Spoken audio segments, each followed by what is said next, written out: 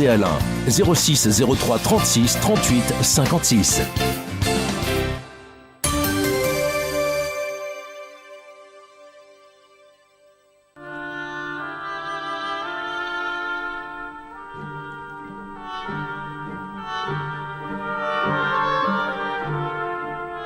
L'esprit de l'escalier, une émission d'Elisabeth Lévy avec Alain Finkielkraut, un partenariat RCJ Causeur. Bonjour à tous, bonjour Alain Finkielkraut. Il ne désarme pas, mais il n'essaime pas non plus dans nos banlieues, privé de son potager bio, mais pas, me semble-t-il, de ses toilettes sèches, ni de son sectarisme fanatique. Le mouvement Nuit debout entre dans sa 3e semaine et nombre de journalistes continuent à communier dans l'adoration de cette jeunesse, dont une partie non négligeable a dépassé la quarantaine.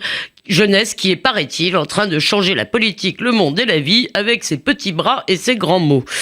Vous nous raconterez, Alain Finkielkraut, votre visite mouvementée place de la République hier soir dans ce que Laurent Geoffrin qualifie de laboratoire citoyen.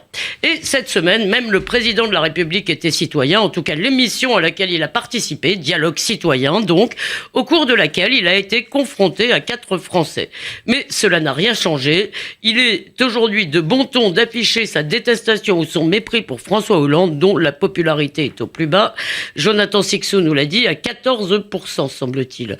Alors vous nous direz si vous avez été séduit, vous, par la pugnacité de Léa Salamé ou ulcéré par son insolence. Donc contrairement aux participants de Nuit debout, François Hollande ne suscite pas l'admiration, ni même l'attendrissement des commentateurs qui se montrent plutôt sévères, ou plutôt qui accompagnent avec gourmandise la sévérité des électeurs, qui seraient donc 80% à ne pas vouloir que le chef de l'État se représente. Alors, Alain Finkielkraut, faites-vous partie de l'immense cohorte des détracteurs du chef de l'État, ou lui trouvez-vous néanmoins des qualités dans la tempête ? Alors, je n'ai jamais été convaincu par la politique de François Hollande. Depuis le début de son mandat, je critique, notamment sur cette antenne, ce qu'il fait, ce qu'il dit, et aussi sa manière de le dire. Mais en écoutant les commentaires et en lisant les commentaires qui ont accueilli sa dernière prestation télévisée, j'ai pensé à cet aphorisme talmudique. Toute personne condamnée à mort à l'unanimité doit être immédiatement libérée. Ah, je l'aime beaucoup, celle-là. Car c'est à une mise à mort symbolique que l'on a assisté. Le ton général n'était pas seulement à la critique, il était férocement railleur. Et ce dédain, ce ricanement avait quelque chose de moutonnier. C'était à qui se montrerait le plus insolent, le plus insultant, le plus cruel. Devant cette surenchère du dénigrement, j'ai aussi pensé à ce que Heidegger, dans Être et temps, dit de la dictature du on. Nous nous réjouissons comme on se réjouit, nous lisons, nous voyageons, nous lisons, nous fréquentons la littérature et l'art comme on les voit, on les juge. Plus encore, nous nous séparons de la masse comme on s'en sépare. Nous nous indignons de ce dont on s'indigne. Alors, ça m'évoque votre discours à l'Académie française ou je me trompe, Alain Finkielkraut ? Non, vous avez une très bonne mémoire. Sans doute François Hollande n'est-il pas à la hauteur du moment historique où il lui a été donné de gouverner. La France se déchire, la France se désintègre, et prisonnier qu'il est de sa vision purement économique du monde, il vante la compétitivité retrouvée de nos entreprises, la réduction des déficits, et il dit que la France va mieux.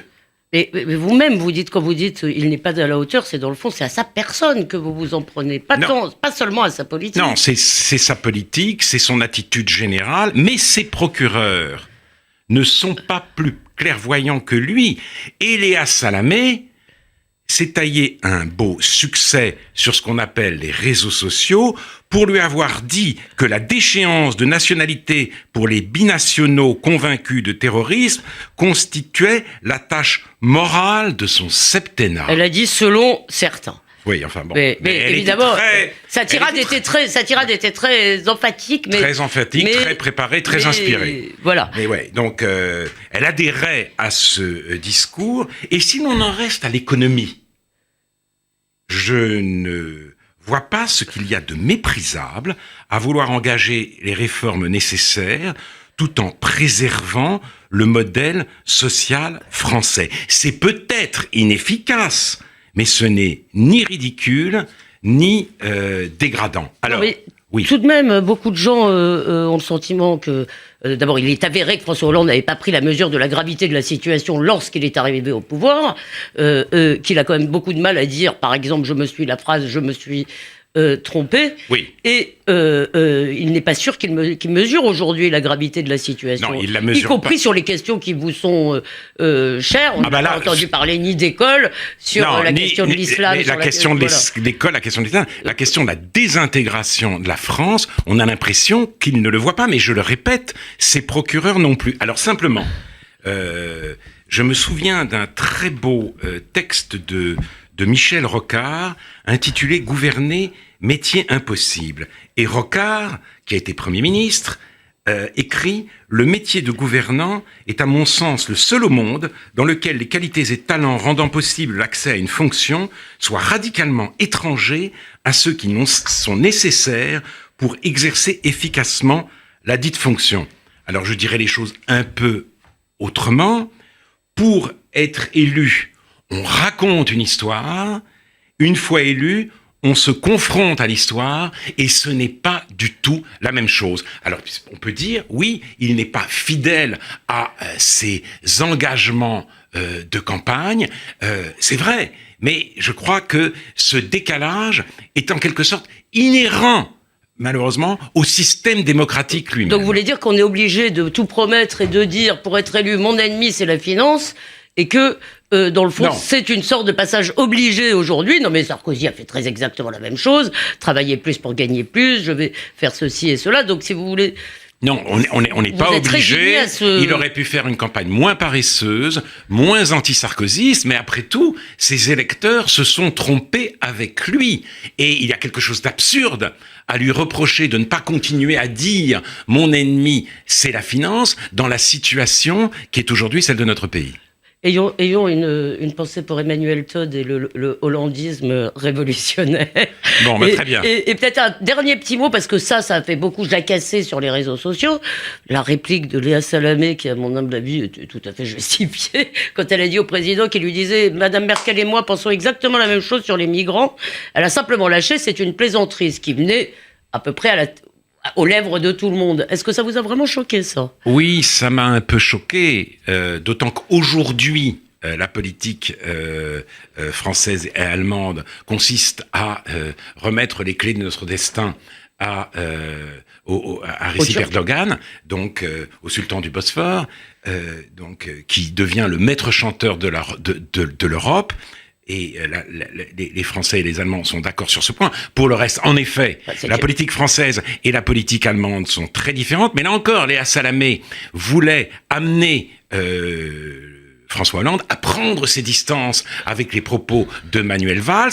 Elle le corrigeait au nom du politiquement correct. Il n'a pas dit la vérité, mais c'est une plaisanterie. Il y a une forme si vous voulez, d'impertinence qui me gêne et qui me rappelle, malgré tout, ce moment que j'avais qualifié moi-même d'épocal, c'est de passation des pouvoirs, c'est ce moment où Yves Mourouzi a mis ses fesses sur le bureau où il interviewait François Mitterrand. Donc il y a quelque chose aujourd'hui chez les journalistes, on a l'impression que franchement celui qui se montrera le plus impertinent sera le plus félicité. Je crois que je ne crois pas que ce soit la bonne manière de faire. Enfin bon, je suis peut-être Léa Salamé. Non, Léa Salamé ne mérite sans doute pas d'être sacrée, si vous voulez, voilà. Comme la grande rénovatrice du journalisme pour ça. Mais je dois avouer que c'est la phrase qui m'est venue en entendant le président dire cela. C'est la phrase qui m'est venue aux lèvres exactement de la même façon. Mais venons-en au happening géant, si on peut dire, de la place de la République. Donc, ils combattent la domination capitaliste, le saccage de la planète et bien sûr l'oppression israélienne et son représentant en France. Cela s'appelle la convergence des luttes. Mais avec leur commission amour, leur pôle sérénité, leurs ateliers constituant leurs gestes d'enfant, vous savez, les marionnettes qu'ils font pour applaudir, on dirait qu'ils sont sortis du cerveau de Muret. Hier soir, ils ont tout de même montré Alain Finkielkraut. Je ne sais pas si c'est leur vrai visage, mais hier soir, dans ce qui vous est arrivé, ils n'ont pas montré un beau visage. En tout Alors cas. simplement, justement, je voudrais faire une transition quand même, parce que les mêmes qui accablent le président de la République de leur sarcasme grégaire, oui, font les yeux doux à Nuit debout.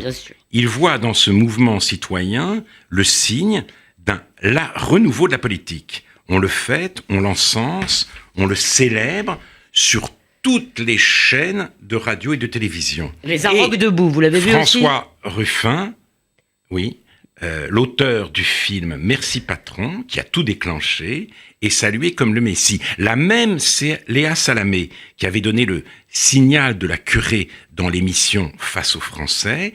Le surlendemain, à On n'est pas couché, a tressé des couronnes à l'auteur de Merci Patron. Alors, bon, il faut quand même s'interroger. Vous êtes allé un peu vite en besogne. Nuit debout, peut-il nous sauver de la médiocrité gouvernementale? S'agit-il d'un laboratoire citoyen? Vous avez cité... Je pensais que vous alliez nous raconter d'abord votre mésaventure, en fait. Justement. Donc, mais allez-y. Alors oui, permettez-moi d'y aller. Parce que je crois que les auditeurs attendent tout de même vos commentaires. Justement. Donc... Alain Finkielkraut fait du teasing. Alors, je ne fais pas de teasing. Simplement, je me posais cette question. Oui. J'avais des doutes. Et j'ai donc doute que j'ai exprimé ici même, il y a 15 jours je crois, j'ai voulu juger par moi-même. Je suis allé hier soir, vers 8h30, place de la République. Premier constat, il n'y avait pas foule. C'était seulement... Même la place n'était pas tout à fait remplie. Et hors de la place, non. Alors qu'il y avait Varoufakis hier soir. Alors qu'il y avait Varoufakis un peu avant que je vienne, et alors que c'était samedi. Et c'était étonnant pour une scène, justement, aussi intensément médiatisée. Alors, je suis à peine arrivé sur la place, j'ai été interpellé par un homme à peu près de mon âge qui m'a dit « Ah, on vient voir le petit peuple, quelle décadence !» Mon épouse, qui était avec moi, a fusillé du regard. En réponse, il nous a tiré 2 fois la langue et il nous a ensuite tourné ostensiblement le dos.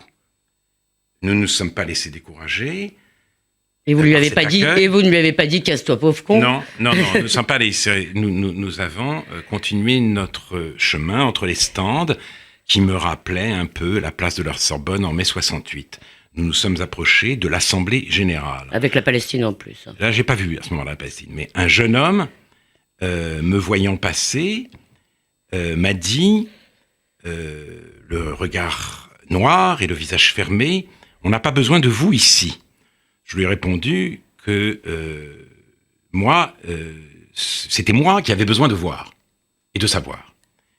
Nous avons écouté 2 orateurs qui, dans l'espace de temps très bref qui leur était imparti, ont vilipendé la société de consommation et l'organisation du travail. Puis nous avons repris notre marche. Nous sommes arrêtés devant un petit stand, ou un petit atelier plutôt, gens qui étaient assis en rond, sur la condition animale. Une femme nous a alors gentiment abordés, elle nous a remercié d'être là, nous a dit que Nuit debout était un mouvement pacifique et magnifique, que ça n'avait aucun rapport avec les casseurs. Elle disait qu'il s'agissait de refonder la politique, que les débats étaient très sérieux et qu'ils allaient déboucher sur des propositions et une assemblée constituante. Et elle invoquait, sympathiquement lyrique, l'appel du 18 juin du général de Gaulle. C'est alors qu'un grand type s'est approché de nous et nous a conseillé de partir pour nous éviter de graves ennuis. Quel âge ? 40 d'années. Je lui ai dit que je voulais rester, je n'en savais pas assez, je voulais comprendre et apprendre, mais mais il ne l'entendait pas de cette oreille. Il m'a donc poussé violemment. J'ai compris qu'il ne voulait pas du tout me protéger, nous protéger, mais qu'il voulait nous foutre dehors. J'ai donc protesté et je suis revenu au centre de la place. Et là, il y avait du monde autour à ce moment-là? À ce moment-là, il était 3 ou 4, enfin, mais justement, quand je suis revenu, quand je ne me suis pas laissé faire, toute une petite foule s'est rassemblée et a commencé à crier « Dégage, casse-toi !»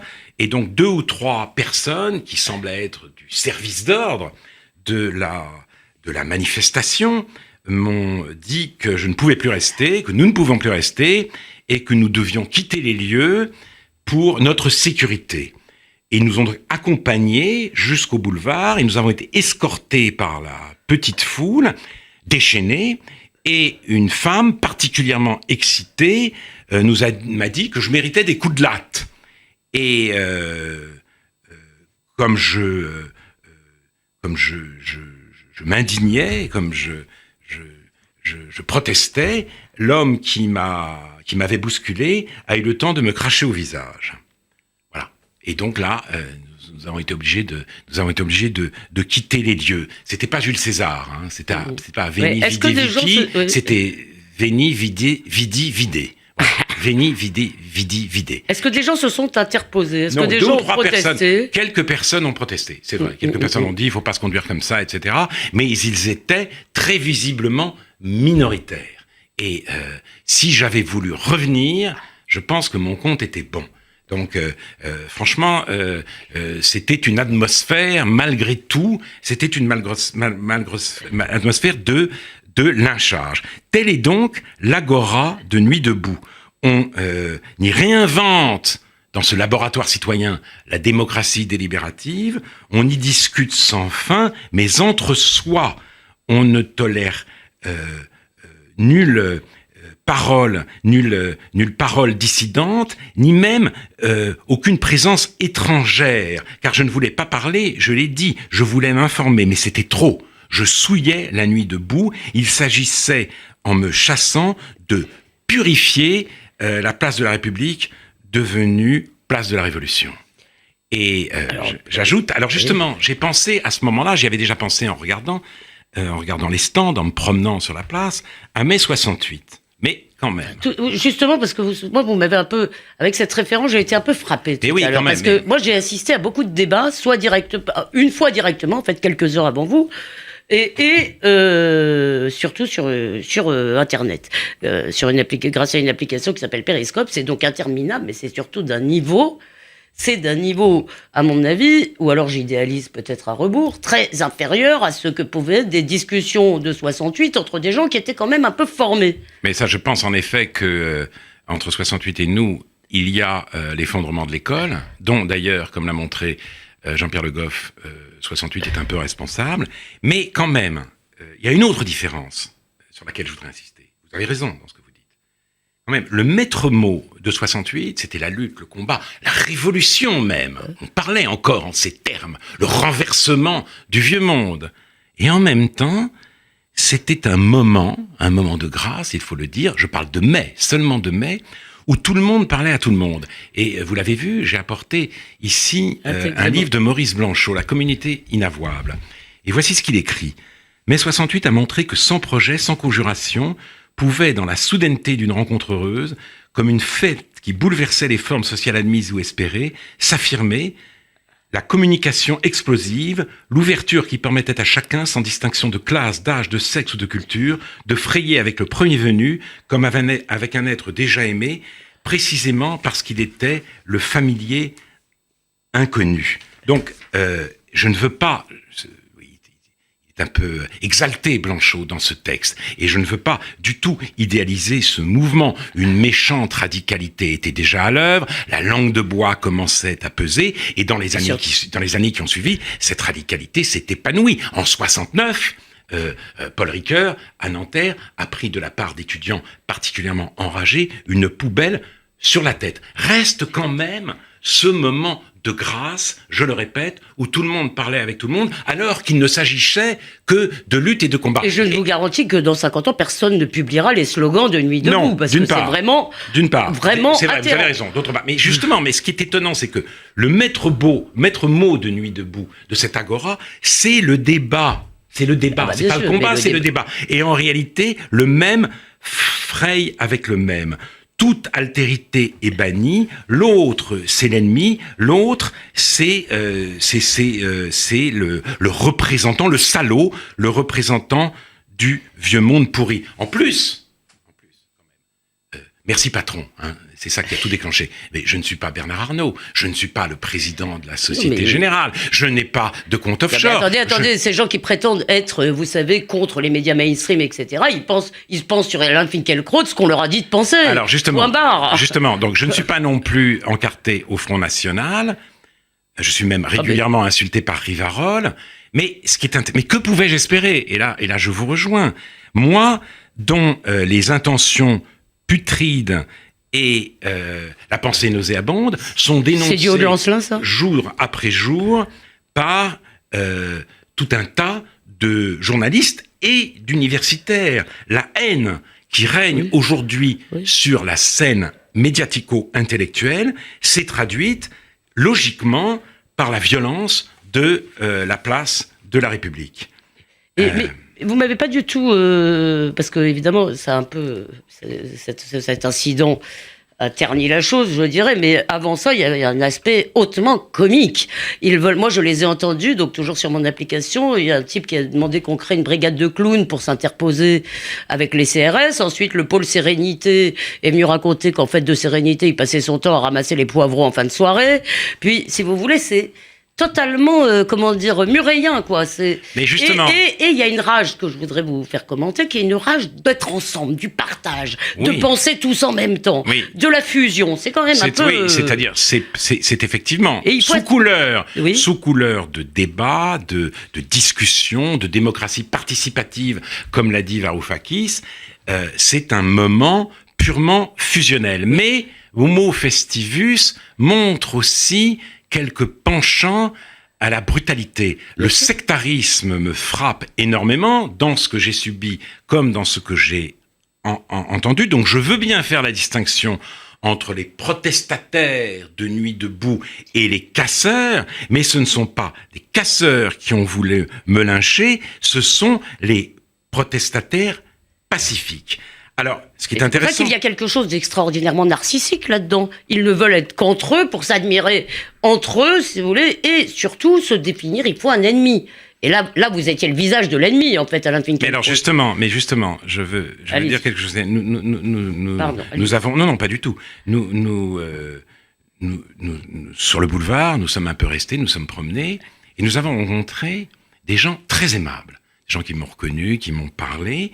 Et pour la plupart, ça m'a beaucoup frappé, ils ne prêtaient aucune attention à ce qui se passait à quelques mètres d'eux. Ils sortaient du spectacle ou du restaurant, ils allaient au spectacle ou au restaurant, et donc ils m'ont fait prendre conscience que Nuit debout est une petite bulle gauchiste, révolutionnaire, plantée au milieu d'une ville complètement indifférente. Nuit debout veut inventer un monde postérieur à la bourgeoisie et au capital où pourrait s'épanouir une véritable communauté humaine. Et comme si le XXe siècle n'avait pas eu lieu, Nuit debout commence par éliminer tous ceux dont la pensée n'est pas conforme. Heureusement, ça ne prend pas. Ça ne prend absolument pas. Voilà, c'était ma question. Sauf dans les médias. Alors justement, mais avant ça, juste une dernière sur le fond du mouvement, c'est-à-dire parce que moi, ce que j'ai vu aussi, c'est des gens de toutes sortes qui déambulaient, qui venaient là, et que l'idée de pouvoir prendre la parole, ça j'en ai parlé, ça me séduisait, c'est-à-dire on s'en fiche un peu de ce qu'on a à dire, si vous voulez, il faut parler. Donc, est-ce que c'est un symptôme de quelque chose ? Vous avez parlé la semaine dernière de la crise du système, de la critique du système représentatif, qui est quand même de fait en crise. Qu'est-ce que ça vous inspire quand même que des gens veuillent prendre la parole et pensent comme ça, avec des grands mots, se réapproprier je ne sais trop quoi ?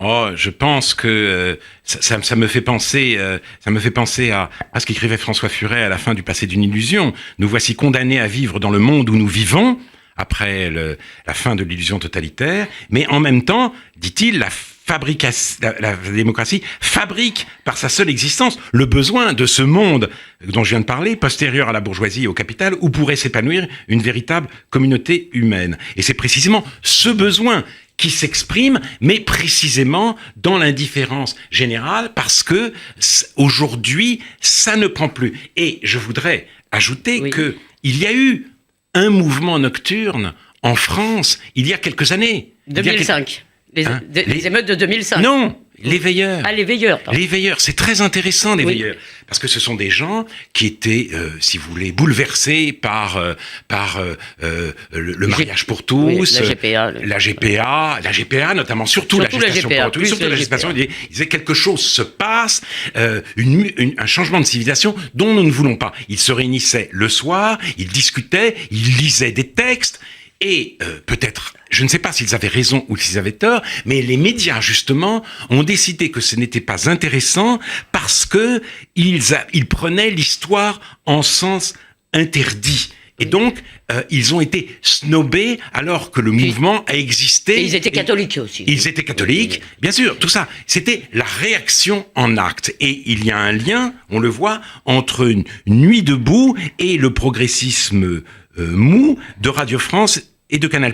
Et pour en revenir au début de notre discussion, c'est ce progressisme mou qui a, si vous voulez, condamné François Hollande. Et moi, je ne me reconnais ni dans la politique de celui-ci, ni dans le réquisitoire de ses procureurs. J'ajoute simplement que cette assemblée populaire, comme ils aiment à dire, dans cette assemblée populaire... Oui, comme les démocraties du même nom. Il n'y avait aucun peuple. Oui. C'est-à-dire, le peuple des quartiers populaires n'est pas là. C'était très majoritairement blanc, il faut l'ajouter, et le peuple, au sens traditionnel, non plus. Le peuple, il était bien plutôt sur les boulevards. Donc, si vous voulez, c'est une assemblée populaire absolument sans peuple, dont la base sociale est très étroite. C'est un mouvement totalement pathétique. Et groupusculaire, en tous les cas.